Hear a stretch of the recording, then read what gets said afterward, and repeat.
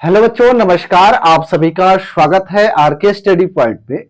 आज हम लोग बात करेंगे यूपी बोर्ड की परीक्षा 2023 में जो होने वाली है, उसमें जो भी इंपॉर्टेंट प्रश्न पूछे जाते हैं उन उन सारी क्वेश्चनों की।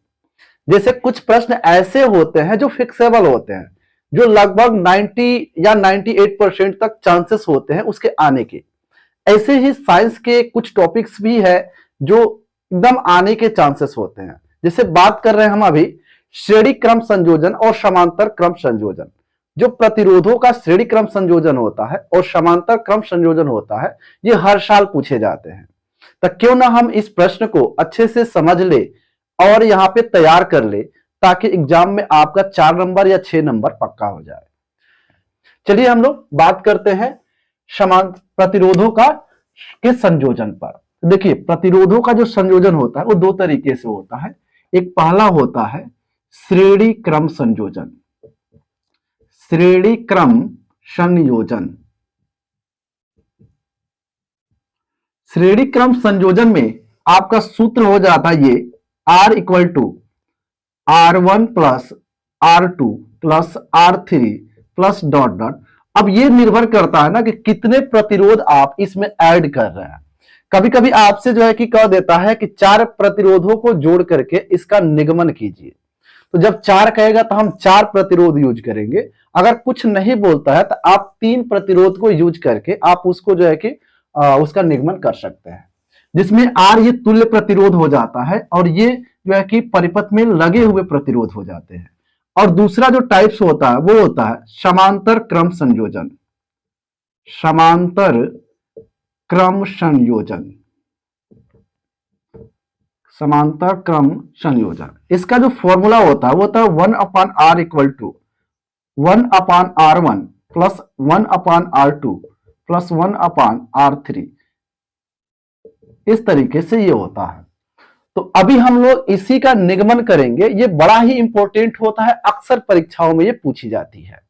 तो चलिए अभी हम बात करें एक एक की। सबसे पहले हम हेडिंग डालते हैं श्रेणी क्रम संयोजन, और इसको जो है कि निगमन करके आपको दिखाते हैं बहुत ही सरल तरीकों से।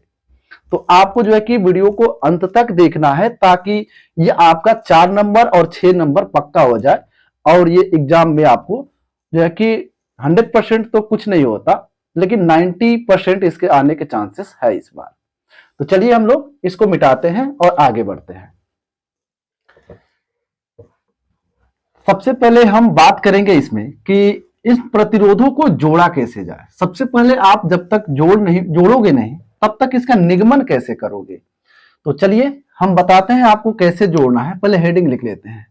यहां लिखते हैं सबसे पहले प्रतिरोधों का श्रेणी क्रम संयोजन। श्रेणी क्रम संयोजन।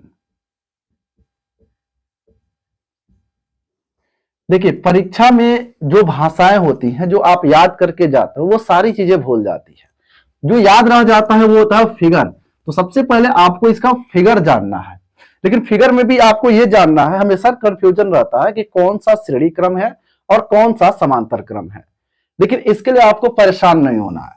श्रेणी क्रम के संयोजन में जो प्रतिरोधों का जो दूसरा सिरा होता है, यानी प्रत्येक प्रतिरोध के दूसरे सिरे को दूसरे प्रतिरोध के पहले सिरे से जोड़ा जाता है। हम यहां पे आपको दिखाते हैं।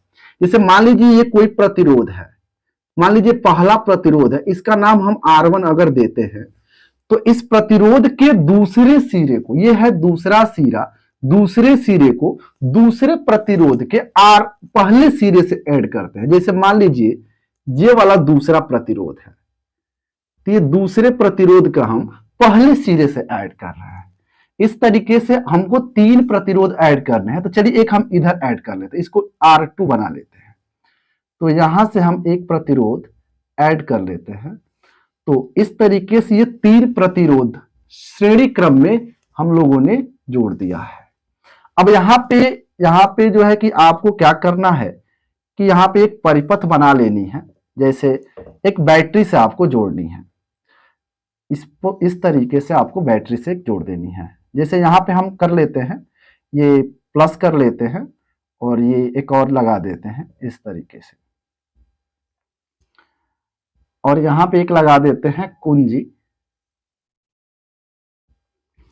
अब यहां पे ये हो गया है बैटरी, बैटरी ये R1 हो गया, ये R2 हो गया, सॉरी ये R3 होगा, ये R3 हो गया। R1 R2 और R3 को हमने ऐड कर दिया है।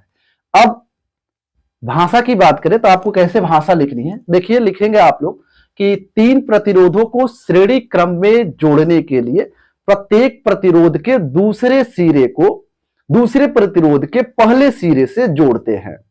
उसके बाद से हमें क्या करना है, इसके बाद यहां से ये तो हमने जोड़ लिया, अब यहां पे और आपको भाषा लिखनी है तो लिखेंगे कि माना R1 R2 तथा R3 तीन प्रतिरोधों को श्रेणी क्रम में जोड़ा गया है, जिसे चित्र में प्रदर्शित किया गया। ये चित्र में हम प्रदर्शित कर देंगे। उसके बाद से देखिए इसमें जो वोल्टेज होता है, यहां से जो धारा बहती है और ये जो श्रेणी क्रम में जो प्रतिरोध जोड़े जाते हैं इनमें अलग अलग वोल्टेज होती है। यही है मुख्य पॉइंट जो आपको याद रखना है। जैसे R1 प्रतिरोध में आपका V1 वोल्टेज आएगा, अलग अलग वोल्टेज होता है। इसमें जो है कि V2 वोल्टेज मान लेते हैं कि इस प्रतिरोध के मध्य V2 वोल्टेज है और इसके मध्य मान लेते हैं V3 वोल्टेज है। ये आपको हमेशा याद रखनी है बच्चों कि जो श्रेणी क्रम में जब प्रतिरोधों को जोड़ते हैं तो इसमें वोल्टेज का मान अलग अलग होता है। यही जब समांतर क्रम में हम जोड़ेंगे तो यहां पे इसका वोल्टेज एक ही रहेगा लेकिन धारा बट जाएगी। इसमें जो धारा बहती है हमेशा आपको याद रखना है कि प्लस से माइनस की तरफ धारा बहती है। इसमें भी बच्चे गलतियां कर देते हैं। तो यहां से धारा बहेगी तो जो धारा मान लीजिए यहां अगर आई धारा बह रही है तो इसमें भी आई धारा ही बहेगी, यानी R1 R2 और R3 में एक ही धारा बहेगी। ये आपको याद रखना है, सब में आई धारा बहेगी, फिर यहां से आई धारा ही वापस आएगी। इस तरीके से ये परिपथ जो है कि श्रेणी क्रम में R1 R2 और R3 तीन प्रतिरोधों को जोड़ा गया है परिपथ में। अब हम बात करें इसके आगे की प्रोसेस की तो देखिए इसमें आपको सबसे पहले लगाना है ओम का नियम। तो भाषा यहां पे आप लोग लिख लीजिएगा जो हमने बताया। उसके बाद से यहां पे अप्लाई करना है ओम्स लॉ, ओम का नियम। ओम का नियम आपको यहां से लगाना है। अब एक चीज और आप लोगों को हम बताना चाहते हैं, जो ओम का नियम है इस बार जो यूपी बोर्ड 2023 का जो पेपर होने वाला है इसमें ओम्स लॉ जो है ना वो भी बहुत इंपॉर्टेंट है। इसके भी 90% से एबव चांसेस है आने के।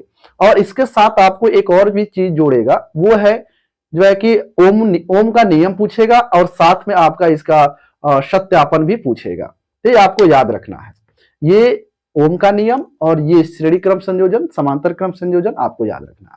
चलिए ओम का नियम क्या कहता है एक बार हम आपको बता देते हैं। ओम का नियम कहता है कि यदि किसी चालक की भौतिक अवस्था जैसे ताप, दाब, लंबाई इत्यादि में परिवर्तन न किया जाए तो उस चालक के सिरों के बीच उत्पन्न विभवांतर उसमें प्रवाहित धारा के समानुपाती होता है, या आप बोल सकते हो अनुक्रमानुपाती होता है।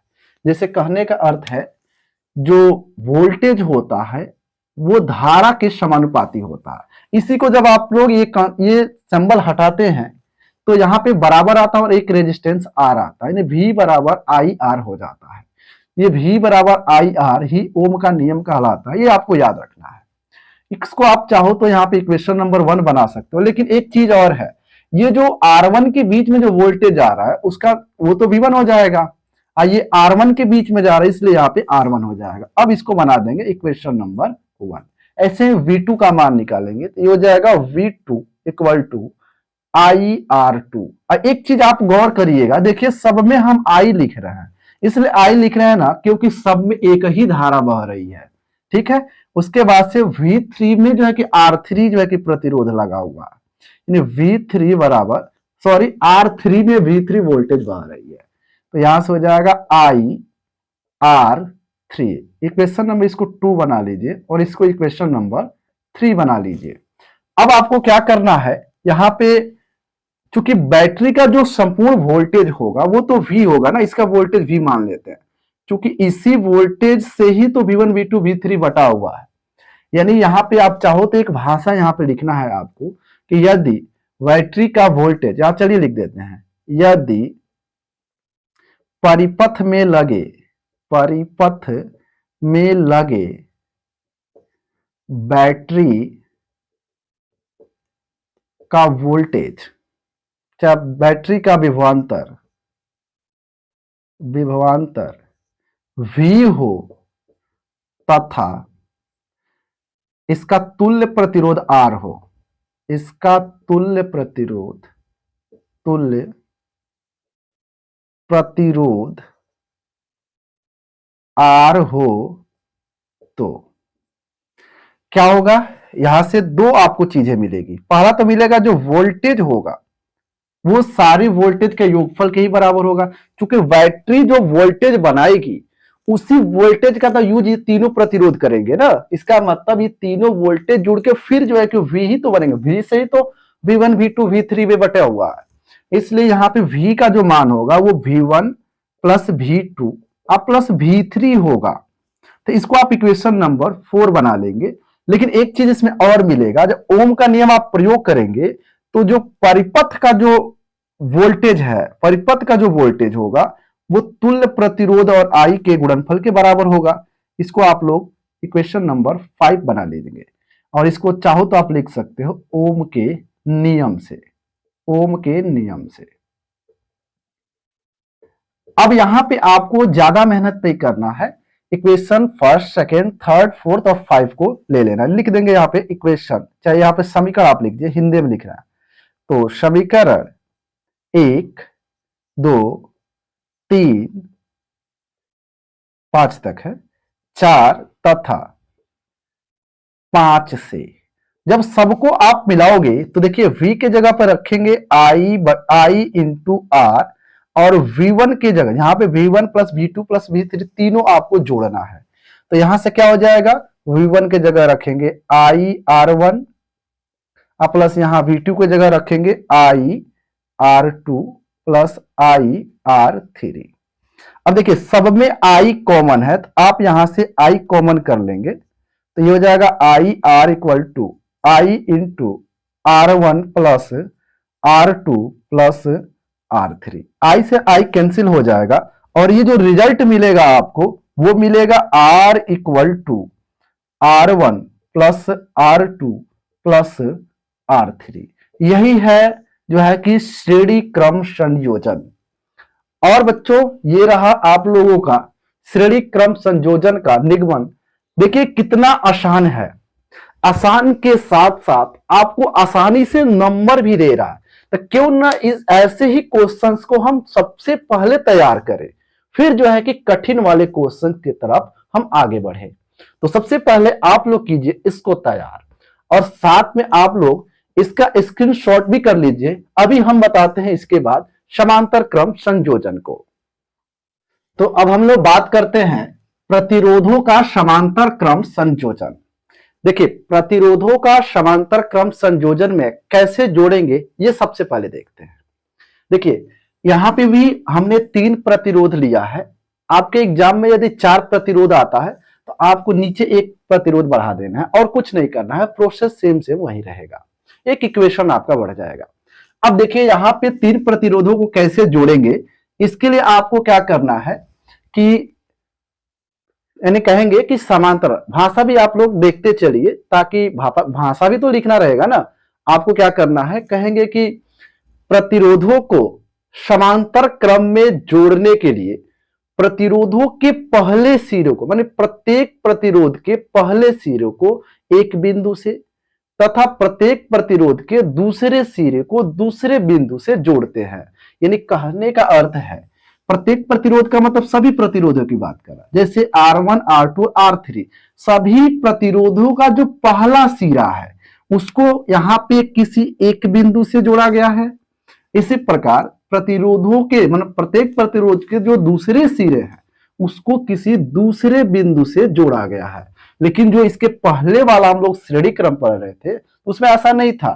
पहले प्रतिरोध के दूसरे सिरे को दूसरे प्रतिरोध के पहले सिरे से जोड़ते थे। इसमें आपको ये अंतर समझना होगा। अब यहां पे एक चीज और है, वो है वोल्टेज का कनेक्शन। उसमें जो वोल्टेज था ना वो अलग अलग था। तो इसमें देखिए जो वोल्टेज होगा जो बैटरी का, यहाँ पे ये तो बैटरी लगी हुई है, इसका नाम है बैटरी। तो बैटरी में भी तो वोल्टेज होगा ना, मान लीजिए इसका वोल्टेज जो है कि V है, तो इसका जो वोल्टेज होगा सभी प्रतिरोधों में समान होगा। ऐसे आपको एग्जांपल के लिए बताते हैं, जो घरों में जो भी वायरिंग्स होती है, जो बल्ब जलते हैं, वो सभी जो है कि समांतर क्रम में संयोजित किए जाते हैं। ऐसे आपको थोड़ा सा याद रहेगा। अब देखिए इसमें जो वोल्टेज आएगा, इसमें समान वोल्टेज आएगा। जैसे इसमें अगर बैटरी V वोल्टेज बनाती है तो इस सब में जो है कि V वोल्टेज ही होगा। जैसे इस बैटरी के विभवांतर के बराबर ही इनके सिरों के बीच विभवांतर होगा। यही आपको फैक्ट याद रखनी है, ये याद रखेंगे आप जो है कि क्वेश्चन गलत करके नहीं जाएंगे। श्रेणी क्रम में वोल्टेज अलग अलग होता है, समांतर क्रम में वोल्टेज एक ही होता है। क्या अलग होता है? तो वो धारा अलग अलग होती है। जैसे देखिए यहाँ पे धारा आई जा तो रही है, मगर यहाँ पे आप देखेंगे कि जो धारा आई है उसको तीन रास्ते दिखाई दे रहे हैं। उसमें क्या था, एक ही रास्ता था, एक ही रास्ते में जा रहा था। यहाँ पे तीन रास्ते दिखाई दे रहे हैं, ये पहला रास्ता, दूसरा रास्ता और तीसरा रास्ता। तो यहां से धारा जो होता है वो बट जाता है। इसमें जाएगा आई धारा, क्योंकि R1 वाले प्रतिरोध में मान लेते हैं। अब जाएगा कितने, तो मान ही रहे ना हम लोग। इसमें I2 धारा मान लेते हैं कि जाता है, इसमें I3 धारा जो है कि जाती है। एक चीज और आपको हम बताते हैं, I1 धारा इसमें R1 में बह रही है, I2 धारा R2 में बह रही है, I3 धारा R3 में बह रही है। अब देखिए ये जो धारा है ना, जो भी धारा ये बह रही है I1, I2, I3, फिर जो है कि यहां पे आप देखेंगे कि तीनों किसी एक ही बिंदु पर मिल रही हैं। इसका मतलब तीनों धारा मिलके फिर से जो है कि आई में कन्वर्ट हो जाते हैं, यानी तीनों धाराओं का योग हो जाता है, फिर ये धारा इसमें आ जाती है। अब यहां पे देखिए ये तो डायग्राम रहा। इसमें अब आपको एक भाषा और भी लिखनी होती है, वो है माना वाला। आप ऐसे कह लोगे कि माना तीन प्रतिरोधों को, देखिए चार कहेगा तो चार प्रतिरोधों कहेंगे माना तीन प्रतिरोधों को R1, R2 तथा R3 को श्रेणी क्रम में, सॉरी श्रेणी क्रम नहीं, समांतर क्रम में जोड़ा गया है, जिसे चित्र में प्रदर्शित किया गया है, तथा इसमें एक समान वोल्टेज V है। ऐसे कह लेंगे। और ऐसे आप लोग भी ऐसे भी कह लेना है कि माना R1 प्रतिरोध में I1 धारा बहती है, R2 प्रतिरोध में I2 धारा बहती है तथा I3 प्रतिरोध में R3 प्रतिरोध में I3 धारा बहती है। ये आपको बस मान लेना है। उसके बाद से देखिए एक प्रॉपर्टीज का चाहो तो अभी भी आप यूज कर सकते हैं। वो कौन सा? पहले करिए चाहे बाद में करिए, करना तो है ही, तो पहले ही कर लीजिए आप लोग। जैसे इसमें आपको एक चीज देखने को मिली, जो धारा I का मान था वो I1, I2 और I3 में बट रहा है। इसको इक्वेशन नंबर 1 बना लीजिए। जब बट रहा है तो फिर जुट भी तो रहा है ना, यानी I1, I2, I3, इसी I का तो बीजीय योग है, मतलब I से ही तो I1, I2, I3 हुआ है ना। तो जब तीनों धाराओं को जोड़ेंगे तो फिर I बन जाएगा। ये हो गया इक्वेशन नंबर फर्स्ट, ये आपको याद रखना है।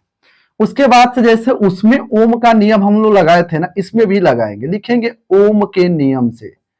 ओम के नियम से देखिए ओम का नियम तो ऐसे V बराबर आई आर कहा जाता है, लेकिन हमें इसमें देखना I1, I2, I3 और I की आवश्यकता है।